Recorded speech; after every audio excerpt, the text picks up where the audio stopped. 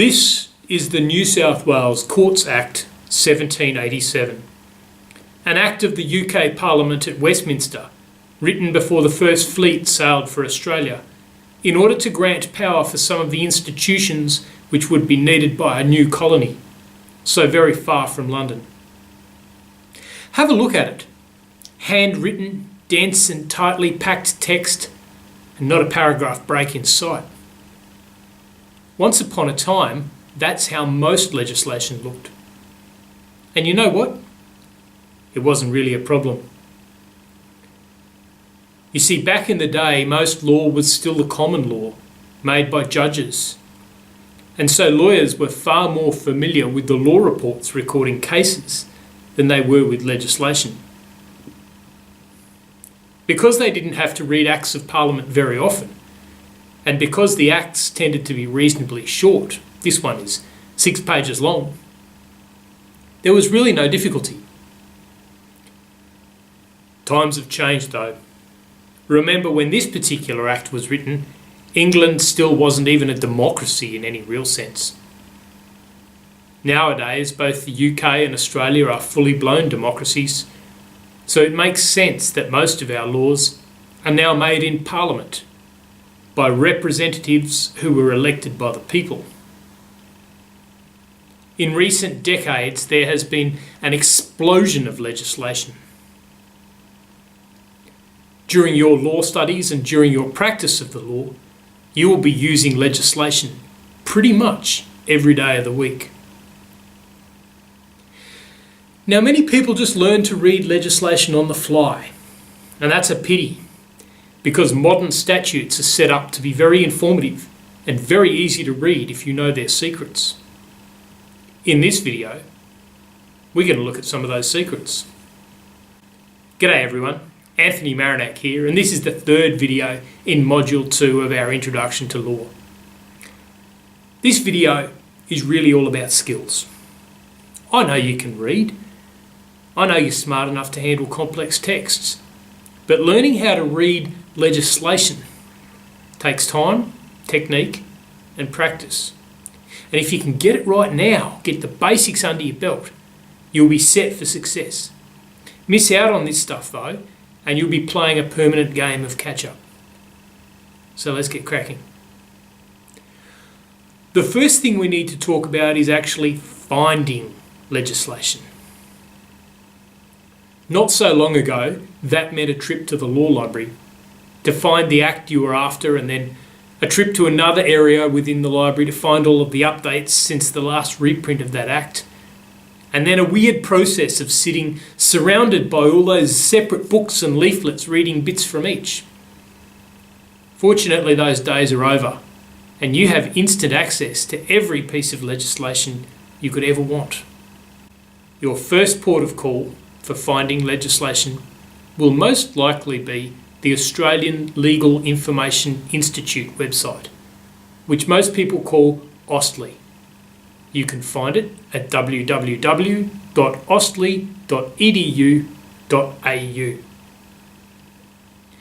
Now, AustLII gives you access to every piece of legislation in the Commonwealth and every piece of legislation in every state and territory. As our example today, we're going to be using the Enhancing Online Safety Act 2015. That's a Commonwealth piece of legislation. Finding it on AustLII is pretty simple. From the home page, we select CTH for Commonwealth, and then we scroll down to find Commonwealth Consolidated Acts. It's pretty important to select Consolidated Acts and not Numbered Acts. Numbered Acts are something slightly different, which you'll learn more about in other parts of this course, or perhaps in more advanced courses. Essentially, numbered acts are the acts that are passed one by the Parliament, whereas consolidated acts means the base act and all of the amendments that have been made to it since. That's the one we want to see, because that's the updated legislation. We then select the letter E and scroll on down to the Enhancing Online Safety Act 2015. Click on that, And there we have it. Over on the right, you can download the whole Act if you want, or you can just stay on Austlii and hyperlink to the specific section you might be interested in. Austlii works exactly the same way for state and territory legislation. It is easy as. The only thing with Austlii, though, is that it's not a government website, and so the legislation provided by Austlii, it's not the official version. If you need the official version, we go to the Federal Register of Legislation at www.legislation.gov.au. Every state and territory has a similar website to this, and that's usually at www.legislation. Whatever the state name is, abbreviated, .gov.au. On the website of the Federal Register, we click Acts in Force, and then EN for Enhancing, and then there we have it, the Enhancing Online Safety Act. This one is the official version. See, that wasn't too hard. So already you have two different skills. You can find legislation on Austlii, and you can find legislation on the official register. Why don't you pause this video for a few minutes and see if you can go find the National Gallery Act 1975 on each of those websites. Off you go, I'll wait.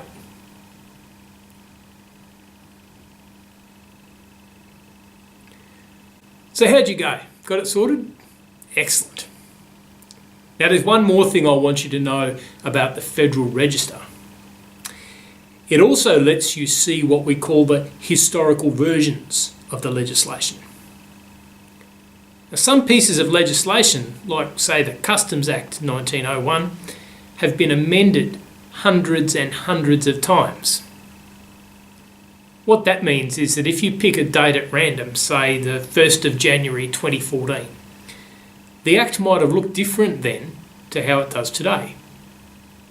So if you're dealing with a legal issue that occurred on the 1st of January 2014, well, there'd be no point looking at the legislation as it is today, would there? Because you might end up relying on a section that wasn't even there on the 1st of January 2014. So what do we do? Well, from the legislation page, we can hit this View Series link. Now, this tells us that this legislation was once called the Enhancing Online Safety for Children Act 2015. That was its name right up until the 22nd of June 2017. At that point, the Enhancing Online Safety for Children Amendment Act 2017 came into force. And one of the things it did was change the name of the Act. So if we were dealing with an issue from prior to 22 June 2017, we'd have to open up this amending Act and make sure that the specific sections we were interested in weren't changed by that later legislation. Some of the states make this even easier.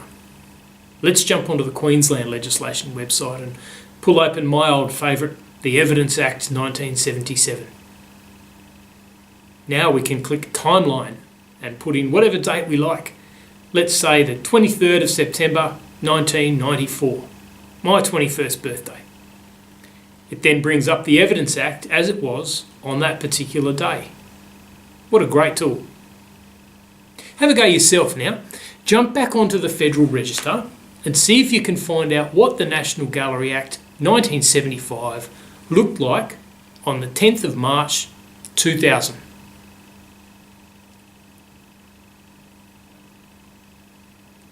Alright, so now we know how to find legislation, and we know how to find legislation for a specific date. Having found our legislation, we now get to the tough bit. How do we actually read one? The format of legislation has changed over time, but most statutes you're going to come across will follow a pretty simple pattern. With practice, you'll be able to scan a new piece of legislation very, very quickly and come up with the bits of information you need. Let's look at some. The first thing we'll look for is what we call the short title. You'll probably already have the short title because that's almost certainly what led you to the Act in the first place. The short title is exactly what it sounds like. It's the title of the Act. When we write down the title of the Act, including its year, in legal writing, we always write it in italics. Then you'll sometimes see a set of brackets and an abbreviation of the Australian jurisdiction, so CTH for Commonwealth, QLD for Queensland, WA for Western Australia, and so on. Those are important because if you're looking for the Evidence Act 1995 Commonwealth, you don't want to inadvertently end up with the Evidence Act 1995 New South Wales or the Evidence Act 1977 Queensland. So the short title is important. The second thing you will see is what we call the long title. Now, strangely enough, the long title, it's the title, only longer. The long title in some ways is a bit of a historical hangover, but it does still serve a purpose because when long titles are done well, they tell you a bit about what the Act is trying to achieve. Now, this one is a dreadfully useless long title. I hope nobody got paid for dreaming up this one. But if we look, for instance, at the United Nations Food and Agriculture Organisation Act 1944, the long title is An Act to Approve the Acceptance of the Constitution of the Food and Agriculture Organisation of the United Nations and for other purposes. So this tells us more than the short title does. It tells us that this legislation is the legislation we needed to pass in order to join the UN Food and Agriculture Organisation. Next, let's go to the contents page. Don't just go racing straight to the section you need, not even if you know the number of that section. That's a massive mistake which students and even lawyers make. Big mistake. Instead, let's start by surveying the territory, so to speak. Now, the largest acts are divided up into chapters. This act isn't long enough for that. Chapters are divided up into parts. This act has 10 parts, numbered 1 to 10. Every part has a different part to play, pardon the pun. So by scanning the contents page, we can see the architecture of the Act. Part 1 contains a bunch of the administrative and preliminary provisions that are necessary to make the Act work. We'll talk more about those shortly. Part 2 seems to create something called the E-Safety Commissioner. Part 3 provides for the investigation of complaints. Part 4 focuses on social media, and so on. Now, Part 4 on social media is quite a big part. And so it's divided into divisions. There are 4 divisions. An introduction, a division about Tier 1 services, a division about Tier 2 services, and a division about non-compliant social media services. So what does that tell us? Well, clearly, if we're providing advice to a social media service, we'd need to know if they were a Tier 1 or a Tier 2 service. And when we look closer, we can see why. You see, those divisions about Tier 1 and Tier 2 services, bear in mind, we don't even know what those terms mean yet. Those divisions about Tier 1 and Tier 2 services are then divided into subdivisions before we get down to sections. Look at subdivision B in each of them. For Tier 1, it looks like a nice friendly subdivision, doesn't it? It mentions requests. Tier 2, though, seems a lot less friendly. We see reference to notices and formal warnings. So it seems like if you're in Tier 1, you're seen as lower risk. We're going to come back to those tiers, but you can see there's some clues there for us already. Can you see, though, that by understanding the way the legislation is divided up, and by reading the contents page carefully, you can get a sense of how the whole Act works. Social media services are regulated, and there seems to be 2 tiers for lower and higher risk services, and there's someone called an E-Safety Commissioner who's likely to have something to do with regulating those tiers. All of this we can work out without even going past the contents page. Now, before getting to the meat of the legislation, there are a few other things we need to look at. First, the commencement provision. You might be able to guess what it does. It tells us when the legislation took effect. You see, legislation doesn't always start on the day it receives royal assent. Oftentimes, the commencement is delayed, and there's a sensible reason for that, because it can be helpful to give industries and police and anyone else who's going to be affected a chance to get ready for the new scheme. So it's important to know exactly when a piece of legislation started its operations. And it's important to check and compare that date to the date that's relevant to your scenario. Because if whatever happened in your scenario happened before the commencement of the legislation, well, the legislation's quite irrelevant.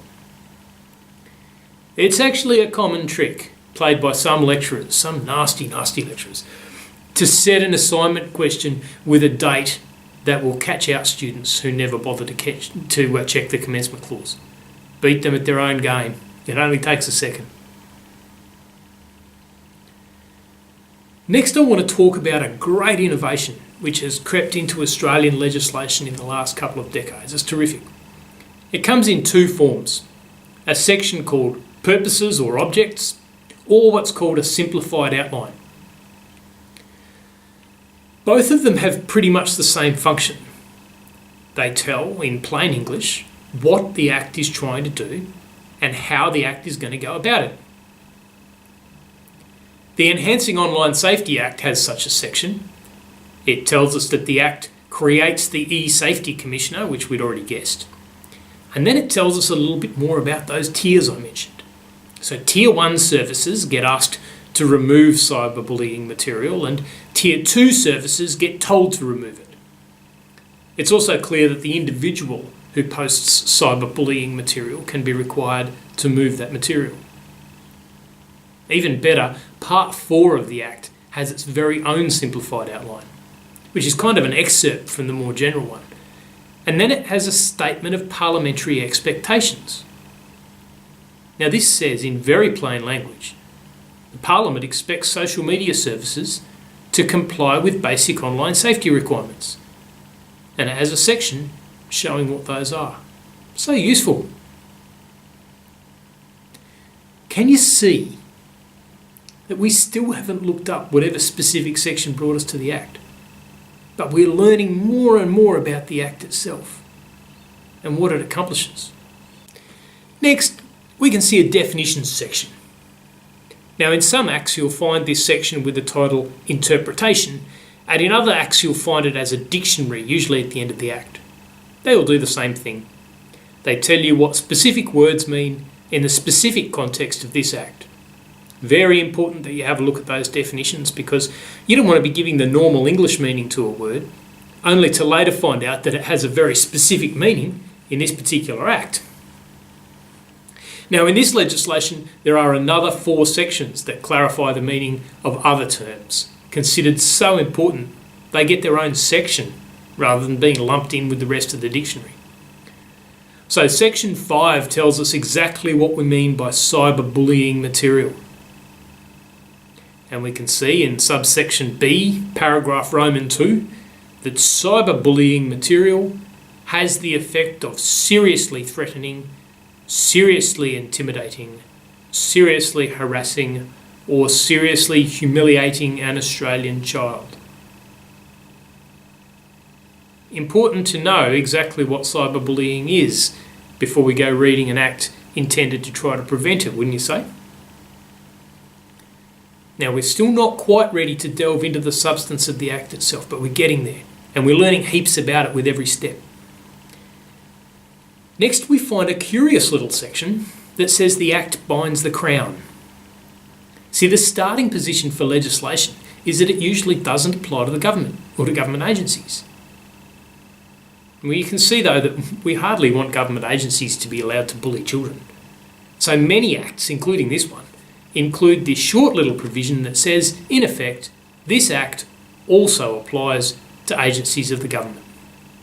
Remember in the second video in Module 1, the history video, we talked about how federation was important because it allowed the country to make extraterritorial legislation that applied beyond Australia's borders.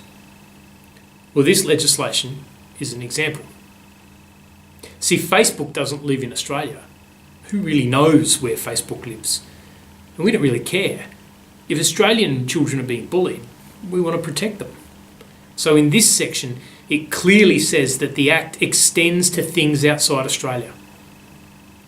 So a social media site outside Australia, or a person posting bullying material from outside Australia, can still receive a demand from the E-Safety Commissioner and can still, in theory at least, be punished for offences under this Act.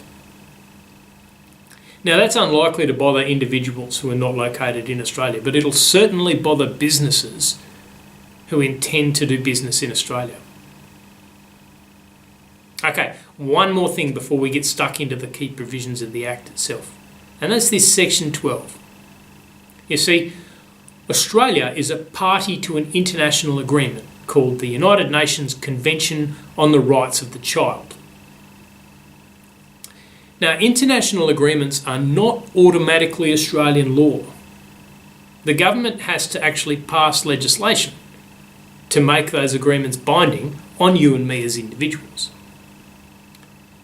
In this case, what the Parliament has said is, hey, E-Safety Commissioner, when you're going about your duties, bear in mind the Convention on the Rights of the Child. Keep that in mind when you make decisions under this Act, and carry out your duties as much as you can in a way that's consistent with that convention.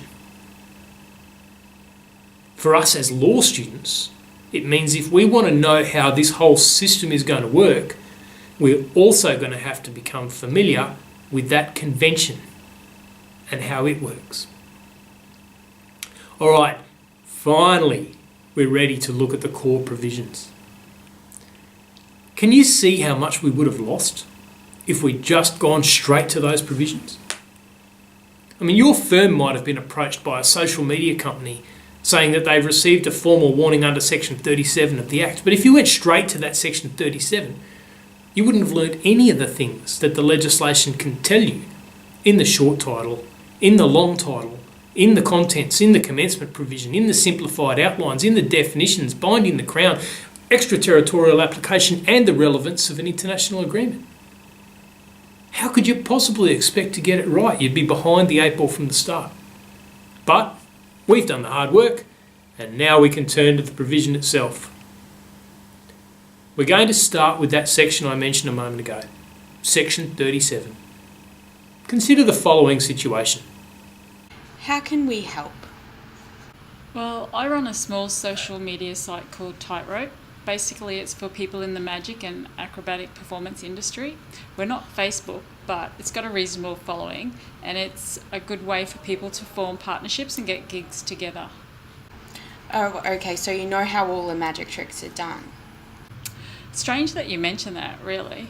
Turns out that on one of our discussion boards recently, one of our members has been accusing another one of telling secrets, breaking the magician's code.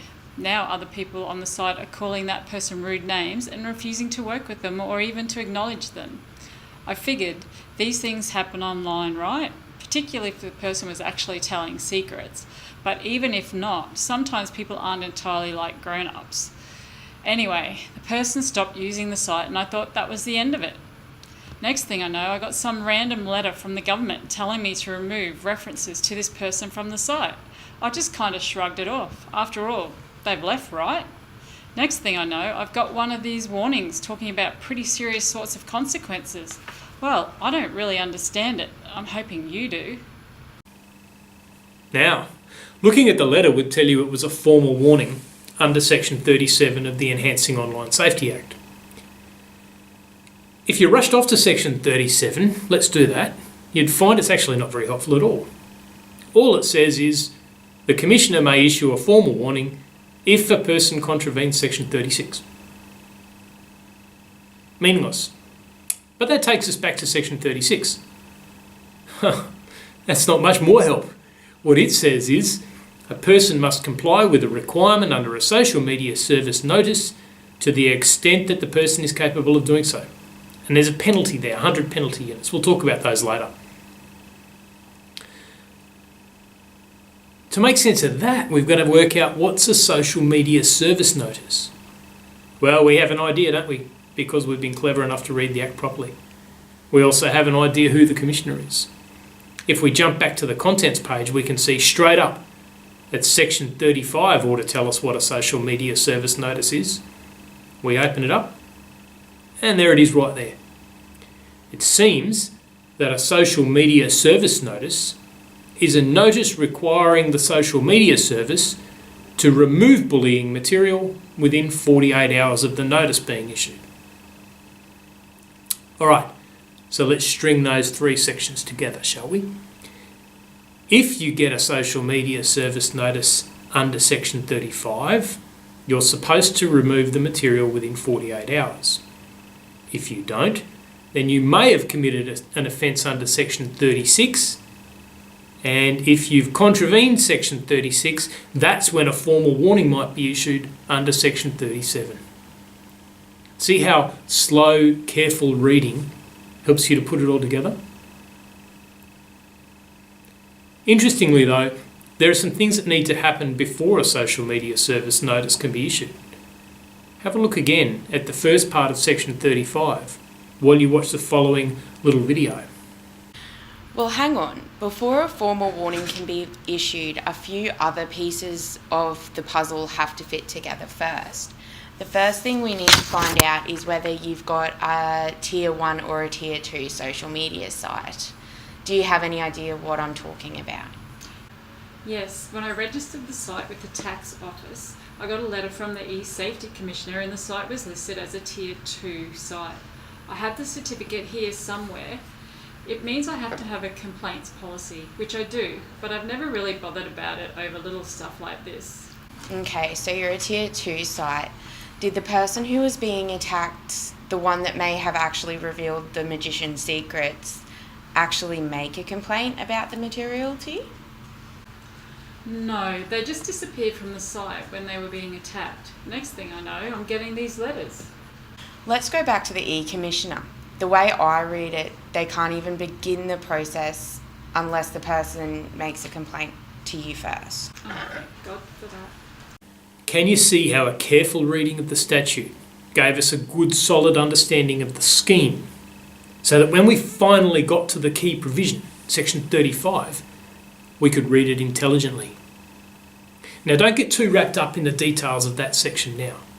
Later in this module, we're going to look at some techniques for analysing those sorts of provisions. The point is that those key operative provisions are surrounded by other helpful provisions, and you need to get your head around all of them for the Act to make sense. Now, there's a few other bits of the legislation that I want to explain before we go much further.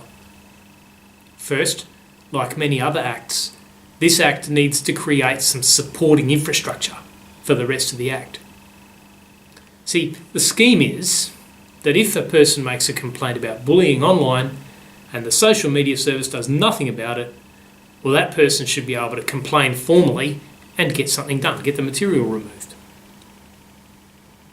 Of course, that means that a government agency has to be created and rules have to be established for how it operates. That's what most of the rest of the legislation does. Part 7 creates the Office of the E-Safety Commissioner and gives them a bunch of powers. Part 8 talks about how it's financed. Part 9 talks about how they can deal with information. And Part 10 includes a bunch of detailed provisions giving the E-Safety Commissioner the powers they will need in order to operate. I'll be straight with you. Most of this is not exactly an interesting read, but it's vital in order for the scheme to operate. Next, I want to talk briefly about penalty provisions. Remember a few moments ago we ran into Section 36? It's the one that said a person must comply with a requirement under a social media service notice to the extent that the person is capable of doing so, and it added a penalty, 100 penalty units. What's this all about? Well, I'm going to assume that you don't need the concept of a penalty explained to you. If you do the crime, this is the time. But there are a few things that need explaining. The first thing to ask is, well, what's a penalty unit? A penalty unit is an amount of money. As you may know, the value of money changes constantly with inflation. So $100 in the 1970s would have been a couple of weeks' wages. $100 in the 2010s is only enough to fill your car up with petrol and buy a Coke Zero. So obviously if they listed fines in terms of dollars, the Parliament would be forever going back and changing the value of those fines. Otherwise, what was intended to be a hefty fine 20 years ago would be meaningless now. Make sense? So instead, they put it all as penalty units, and then they have another piece of legislation, just one piece of legislation, which sets the value of a penalty unit, currently $210. So our 100 penalty unit fine is actually a fine of $21,000. If the value of a penalty unit changed, they'd only need to change it in that one place, and the fines would automatically update everywhere else in the entire statute book. It's cool, huh? The second thing to know about penalties is that the penalty set out in the legislation is almost always the maximum penalty. So it's not the case that any breach of this section is going to cost you $21,000. Instead, $21,000 is the highest fine that a court could impose in the worst type of this offending.